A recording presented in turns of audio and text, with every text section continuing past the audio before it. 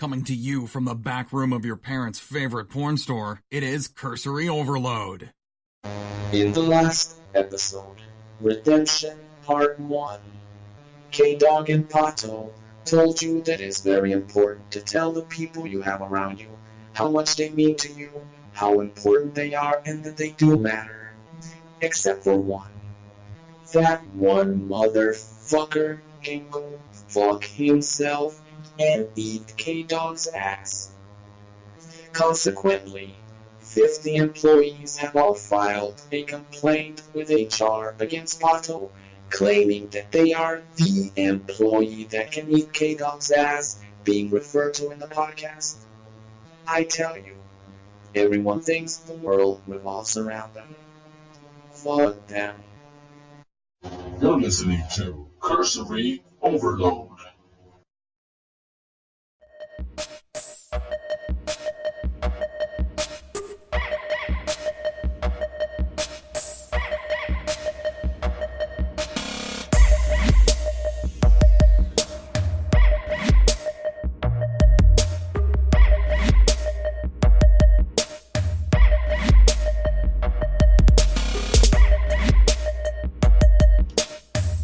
And we are in. What up, motherfuckers? I am here. Oh, you are here. So, what's happening in K-dogg world? I just got home from the beach. What up? What up? Surfing it up? No, just walking along the beach, trying to relax. Well, I was gonna start it off with from the East Coast, your host with the most, founder of the feast, KDO, and do all that kind of stuff. Sizzle. It's the KDO double G. That's right, East Coast. East Coast. No, that doesn't even sound right. And from the Southwest here is your host Pato. I'm still here, and thank you for listening. Thank you for tuning in. Thank you for putting up with our shit. Let's see. A quick note before it slips my mind. We started the show today. We always put it in there somehow, but K-dogg came up with this when we were first talking about starting this podcast thing. So what you hear, coming to you from the the back room? The back room of your parents' favorite porn store. I was just thinking that when we were putting that together, the first person we told about was the 80% man. That's right. And he loved it. He loved it. He was the way he laughed at it. And I was just going to say Monday was his memorial. So, that was, I guess, we're getting there. But I was just thinking about that right now when I was like, hey, the first person that gave us the thumbs up on that was the 80%. Oh, he gave us a huge thumbs up, too. He almost peed himself. He laughed so hard at it. He was laughing so hard. Of course, the stuff that comes out of your head, coming to you from, you know what, I'm going to play it real quick because we put this together almost 2 years ago. Spin it, spin it, spin it, spin it. There it goes. The back room of your parents' favorite porn store, it is Cursory Overload. It is Cursory Overload. Hey. What up, bitches? Yeah, so, we did last episode, we call it Redemption Part 1 because we've left you alone for so long that, we're trying to redeem ourselves, Come back. Yeah, we're trying to be your favorite friendly neighborhood foul-mouthed podcasters once again. And we'll do that. We'll get there. That's kind of a weird intro way kind of thing. Neighborhood friendly reminds me of SpiderMan, and that's been all the rave online here lately. All that BS much going on. That's some craziness. Yeah. For those of you that live in a fishbowl and haven't heard, Disney and Sony, who owns the rights to Spider-Man, have split and parted ways. But according to Sony, they're still planning on coming out with more Spider-Man movies. You know what? That kid kind of grew on me. So, he made a comment that regardless of what happens next? He's gonna continue playing Spider-Man. Looks like it. So he said they're gonna do the best they can. And I think I don't know. I'm gonna give him a chance. A lot of people are crying like, oh fuck that. Now that it's no longer part of the Marvel Cinematic Universe, yeah, MCU. Well, I think a lot of people are siding with Sony on this one. Like, Oh, come really? on, dude. Well, maybe I've just been going to the wrong Come on, places. you got everything else. Yeah, I've been going to the A wrong lot of places. people are All I siding keep with. hearing It's are, like, what the hell? you know what? I mean, I like Tobey Maguire, and I'm one of the few that like the Garfield kid as Spider-Man. I did too. I loved them. You know, but I this loved them. kid's grown on me. But something about this new Holland kid, I kind of dig him. Yeah. Yeah, I mean, I like him. You know, I gotta admit that at first it used to bother me that I had a little 12-year-old a little 12-year-old talking about my boy Tom Holland or whatever his name is. I'm like, Right. better to wipe your butt first, like. Like, what the heck? But, well, no, she's a lot older than that. I mean, she ever hears this, she's going to be, Dad! What in the hell? Hey, what can I say? What can I say? At least this one was 11. I mean, the first one was 9 years old when she was crushing on the rock.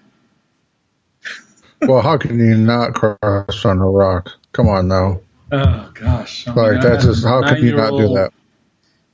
Telling me, Dad, I found out the rock was married. And I'm like, what you know about that? I'm like, Yeah, he just got married too. yeah, again. Yep. Alrighty. Oh, man. So, yeah. So, have you been paying attention to any of the Disney stuff? Quite honestly, not too much because I was binge watching The Boys, which I'm done. If you haven't finished that shit, oh, that's fucked up. You gotta watch it. See, I've been binging Agents of S.H.I.E.L.D. And yeah, the new I'm on season 5. Like, okay. Yeah, I'm ready for September when they drop the new one on Netflix. So I've been binging that, and I've been binging Arrow, going back and forth, trying to catch up. No, but did you? How about The Boys? Where you left off on that? I'm only on like the second episode. I haven't even gotten much. Yeah, it's hard with that show because it's hard to watch your own kids. Yeah, it really is. That's a okay. Well, I did that. Really I watched it. I watched it. Oh, it's fucked up, man. You're gonna love it. It's twisted and fucked. Kind of predictable in a way, but in a sense, it's just so fucked up that looking forward to a second season. You don't even care. I'm looking forward to a second season. Another thing that I just accidentally binged, I thought there was more episodes to it, but Good Omens. Have you heard about that? Oh, okay. I saw it. I haven't watched it, but I did see it on the feed on Amazon. I laughed. That is so fucked up. It's funny. I mean, you got two angels. Well, a demon and an angel, I guess. They've been here since the beginning. One of them was guarding the Garden of Eden, and the other demon was the snake that tricked Eve into biting the apple or whatever. But apparently they like life here on Earth, and they don't want Armageddon to happen because they like what they got going here. They've been here all this time, So I don't know if you haven't watched that. Oh, why wouldn't that shit is funny, man. I mean, it's without giving I'll too check much that away. one out.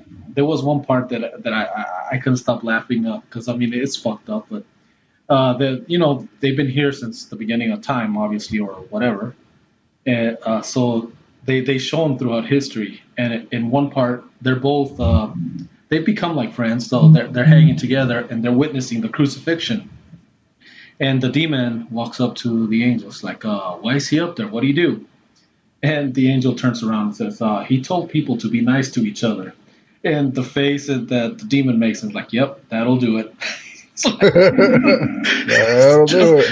It was one of those moments where it's that humor. I mean, it's I guess English humor, but I couldn't stop laughing. I'm like, yep, he told people to be nice to each other, so they crucified him. We got caught up in a show out here. I don't know if you guys have it out there. It's called Curfew. It's local. The cable company they have here on the East Coast has it.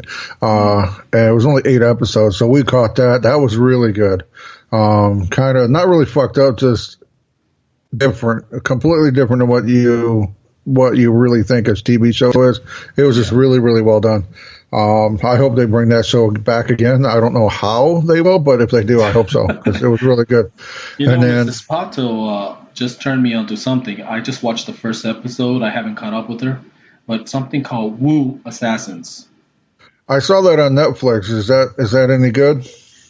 So far, the first episode, it's pretty fucking good. You'll like it.